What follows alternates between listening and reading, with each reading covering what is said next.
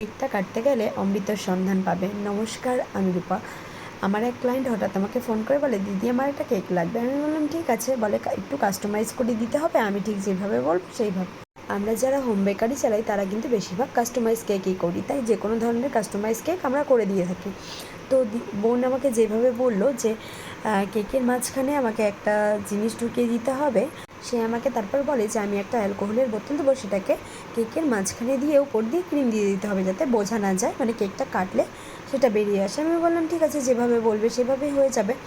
তো সে আমাকে যেই দিন কেকটা বানাতে হবে তার ঠিক 2 দিন আগে এই বোতলটা দিয়ে যায়, আর আমিও ঠিক যেইভাবে বলে সেইভাবে করার চেষ্টা করি। এই 5 বছরের এক্সপিরিয়েন্সে কত রকমের কেক যে বানালাম সেটা শুধু আমিই জানি। যাই হোক, আমরা কাস্টমাইজ কেক বানাই, তো যেভাবে যে ক্লায়েন্ট আমাদেরকে বলবে আমরা সেই রকমভাবেই তৈরি করব।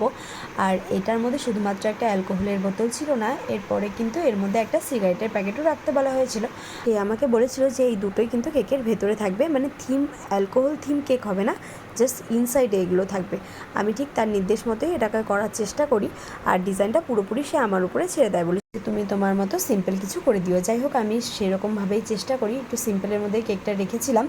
আমার কাছে কেকের সিম্পল ডেকোরেশনগুলোই ভালো লাগে, আর আমাকে যদি কেউ কাস্টমাইজ করতে বলে নিজের মতো, তখন কিন্তু আমি কেকের কালারগুলো লাইট কালারই রাখার চেষ্টা করি, কারণ আমার লাইট কালার কেকই ভালো লাগে। খুব বেশি কেকে কালার ইউজ করলে কেকের টেস্টটাও একটু অন্যরকম হয়ে যায়, আর বেশি কালার দিলে কেকের থেকে কালারও ওঠে। তাই আমি সবসময় একটু লাইট কালারের মধ্যে কেক রাখার চেষ্টা করি। ধরনের কেকগুলো কিন্তু বেশ মজার হয়। এখন কেকের ভেতরে ফোন, জুয়েলারি কিংবা অ্যালকোহল সব কিছুই দেওয়া যায় কাস্টমারের পছন্দ অনুসারে।